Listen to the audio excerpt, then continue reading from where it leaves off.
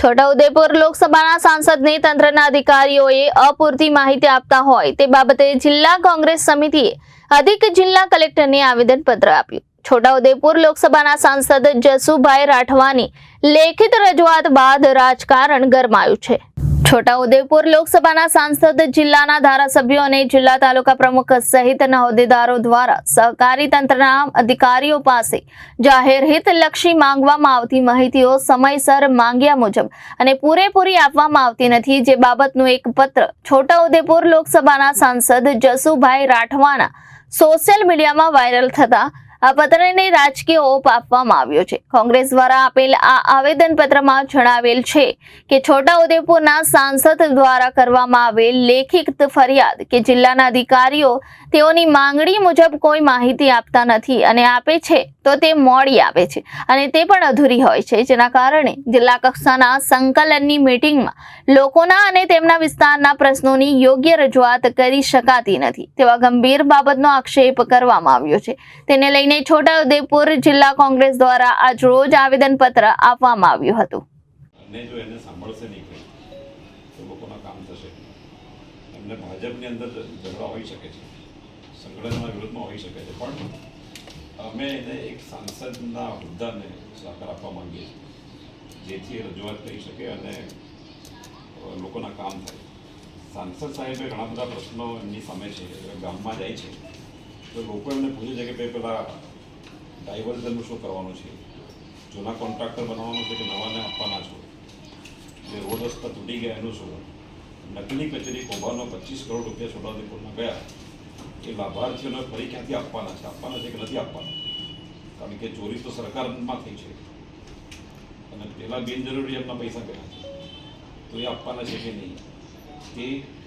અને નળ સે જલ યોજનામાં નળમાં પાણી તો નથી આવતા પણ લોકોના બિલ આવે છે પાણીના, તો એનું શું કરવાના છે? એટલે ઠેર ઠેર રોડ રસ્તા તૂટી ગયા છે। મોટા ભાગના ગામડાઓમાં, અંજાર ગામડાઓમાં બસની સુવિધા નથી, જ્યાં છે ત્યાં 100-125 લોકો બેસે છે, તો એ પ્રકારની હાલત ગામડાઓમાં છે। એટલે ભાજપના અમારા સાંસદ જશુભાઈ, 3 ધારાસભ્યો, તાલુકા જિલ્લાના પ્રમુખો એ ગામડામાં જઈ શકતા નથી।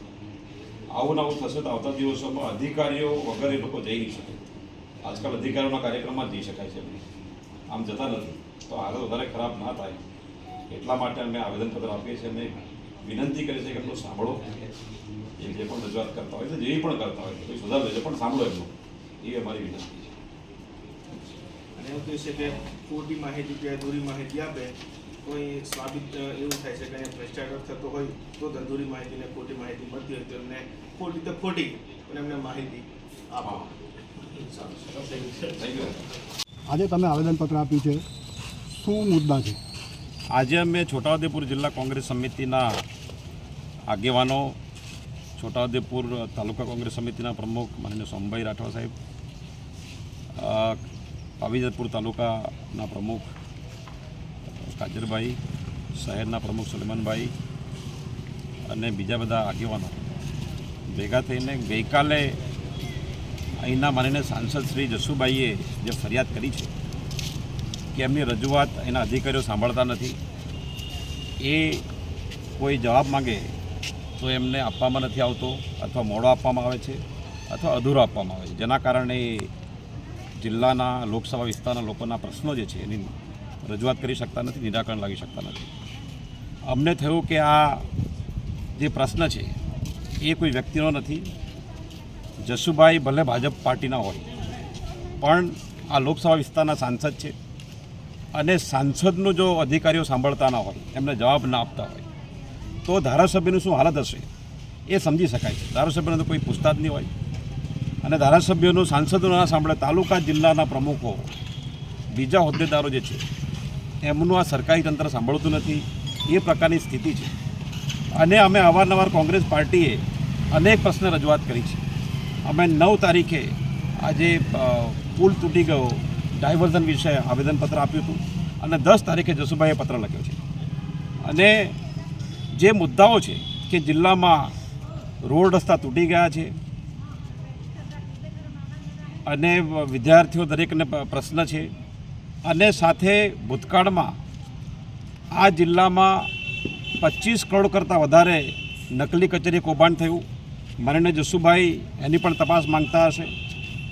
આ જિલ્લામાં નળ સે જળ યોજના પૂરેપૂરી ફ્લોપ ગઈ છે. કોઈ પણ નળમાં પાણી નથી આવતું. પણ લોકોના જે ઘરવેરાના જે પાવતી છે એમાં પાણીના બિલ આવે છે. તે ઉપરાંત આ જિલ્લામાં બીજા અને કૌભાંડો તો ખરા જ, પણ અલગ અલગ વિસ્તારોમાં અંતરાળ ગામોમાં બસની સુવિધા નથી. જે બસ જાય છે એકાદ તો ત્યાં ઓવરલોડેડ, જો બસમાં 50-60 લોકો ભરી શકાતા હોય તો 125 કરતાં વધારે લોકોને ભરે છે. શાળાઓના મકાનોની હાલત ખરાબ છે, શિક્ષકો નથી. આ પ્રકારની જે સ્થિતિ છે એનાથી લોકો ત્રાહિમામ છે, ભયંકર ભ્રષ્ટાચાર છે. અને એવી સ્થિતિમાં સાંસદ સાહેબ, ધારાસભ્યો, એમના પદાધિકારીઓ જે સરકારમાં છે એ ગામડામાં જઈ શકતા નથી. અને એમને જો જવું હોય તો સરકારનો એ કાર્યક્રમ બનાવવો પડે છે અને અધિકારીઓ પાછળથી એ લોકો એની પાછળ રહીને જઈ શકે છે. આ પ્રકારની સ્થિતિ ખૂબ જ ખરાબ કહેવાય.